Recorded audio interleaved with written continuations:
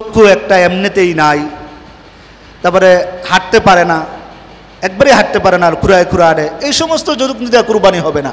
হ্যাঁ, এমনি সাময়িক সমস্যা, একটু শিং ভাঙ্গা, একটু কান কাটা, একটু লেজ কাটা, আমি এই যে কইতাছি একটু ব্যথা পাইছে, একটু কানটা একটু কাটা, লেজটা একটু কাটা, অথবা কি নাই, হ্যাঁ এক শিরা রোগ আছে, এরকম আছে না, দুইটার একটা নাই, এগুলো তো কুরবানি হয়ে যাবে, কোনো সমস্যা নাই। কিন্তু দিলের মধ্যে একটা কেমন জানি হবে, কুরবানি কি হয়ে যাবে ইনশাল্লাহ। তারপরে আজকে যে আলোচনা করলাম, এই জিলহজ মাসের চাঁদ উঠার পর আগেই থেকেই চুল দাড়ি সব কেটে ফেলবেন। দাড়ি তো যারা কাটেন না কাটবেন না, আর যারা কাটেন, যে হুজুর কইছে দাড়ি কাটতে, কাটবেন না, দাড়ি তো কোনো সময় কাটা যাবে না। এই কুরবানি যারা দিবেন এরাও দাড়ি কাটবেন না ইনশাল্লাহ। একবারে শেভ করলে ঈদের দিন সকালবেলা নামাজ পড়ে আইসা জবাই দিয়ে তারপর ইনশাল্লাহ শেভ করবেন। তো আল্লাহ তাআলা আমাদেরকে ইনশাল্লাহ কি করবে, হজের মধ্যে যারা হজের মধ্যে এদের সাদৃশ্য এখান থেকে অবলম্বন করবেন, আল্লাহ পাক ওই হজ না কইরা ঘরে থেকে আল্লাহ তাআলা হজ এবং কুরবানির সওয়াব আমার ঘরে পৌঁছায় দেবেন ইনশাআল্লাহ। বলি আলহামদুলিল্লাহ। এই জন্য আল্লাহ পাক আমাদেরকে যাদেরকে দুস্থ সম্পদ দিয়েছে, এই সম্পদের মালিক তো তুমি না, যে কোনো সময় আল্লাহ তাআলা এই সম্পদকে ছিনায় নিতে পারে, এই সম্পদ আল্লাহ নিয়ে যেতে পারে। এই জন্য তারপরেও আল্লাহ পাকের এই সম্পদের তো একটা মায়া, অনেকের কাছে এমন মায়া ঢুকছে, সন্তান দুটা মরে গেছে কোনো সমস্যা নাই, কিন্তু 1 লক্ষ টাকা যদি হারায় তো রাস্তাটা দিয়ে হাঁটে আর জুমে, হ্যাঁ টেনশন টেনশন। কিন্তু যে আল্লাহ সম্পদ দিয়েছে, আপনি নিয়ত করতেছেন কুরবানি দিবেন, দিমু কি দিমু না, এরকম অনেক আছে, দোন্ডানার মধ্যে আছে।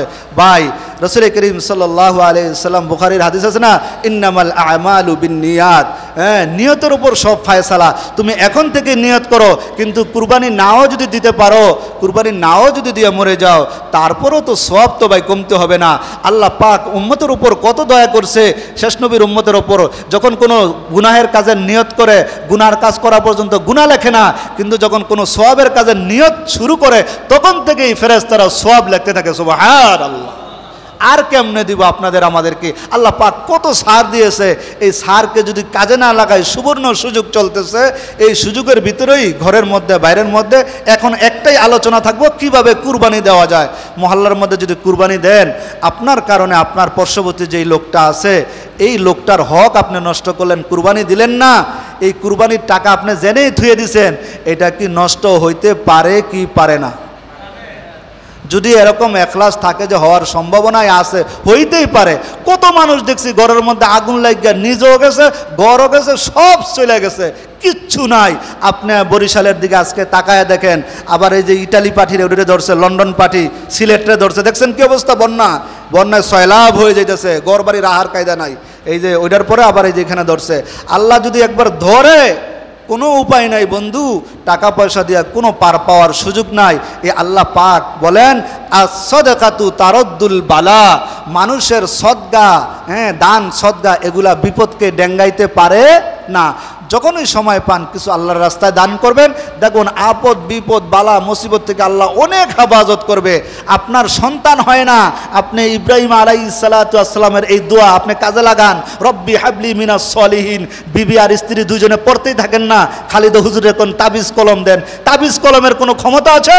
আল্লাহ পাক যদি ফয়সালা না করে, আমার আল্লাহ যদি ফয়সালা করে, 120 বছরও সন্তান দিতে পারে কি পারে না? কিন্তু আপনি তো মন্ত্র জানেন না। মন্ত্র হইল কি, রব্বি হাবলি মিনাস সলিহিন, রব্বি হাবলি মিনাস সলিহিন। ইসমাইলের জন্য ইব্রাহিম দোয়া করছে, 80 বছরের লটারি কি হয়েছে, লাইগে গেছে। আল্লাহ কাছে কয়, আল্লাহ চুল পাইকে গেছে, এখন সন্তান হইলে কেমনে কি আরমু? আল্লাহ কয়, আমি ফায়সালা করছি, তোর কোনো টেনশন নাই, খাওয়ানোর মালিক তুই না, মরুভূমিতে ফালায় রাইখে আসবি, আমি আল্লাহ আসমান থেকে জিব্রাইলের মাধ্যমে জমজমের পানি দিয়া কিয়ামত পর্যন্ত তোর সন্তান শুধু খাবে না, কিয়ামত পর্যন্ত মানুষ খাবে, এই পানির মধ্যে এক বিন্দু পরিমাণ কম হবে না। সুবহানাল্লাহ। শুধু তাই হবে না, দুনিয়ার পানির মধ্যে শুধু পিপাসা নেবে। হাদিসের মধ্যে মুফাসসিরিনে কেরাম লেখে, এই জমজমের পানি যেই নিয়ত করে খাইবা, আল্লাহ পাক এই নিয়ত পুরা করে দেয়। এই জমজমের পানি শরীরের কি করে ক্লান্তি দূর করে দেয়। শুধু তাই নয়, এই পানির মধ্যে ক্ষুধা নিবারণের আসবাব আল্লাহ দিয়ে দিয়েছে। সুবহানাল্লাহ। এই জন্য যাদের ওপর হজ ফরজ হয়ে গেছে সেটাও আবার একটু বলি, এখন থেকে নিয়ত করেন আগামী বছর আমার কোনো বাধা আমি মানব না। আমার সম্পদ রয়েছে, আমি সম্পদ বেচা হজে চলে যাব। আল্লাহ আমাকে এই সম্পদ দিয়েছে, আমার টাকা পয়সার মধ্যে ঝামেলা, এই টাকা আমি বাদ দিলাম, আমার এই টাকার দিয়ে আমি কুরবানিও দেবো না, আলাদা টাকাটা আমি কুরবানি দেবো ইনশাআল্লাহ। আমি একটু ক্ষেত আছে, আমি ক্ষেত বেচা হজে চলে যাব।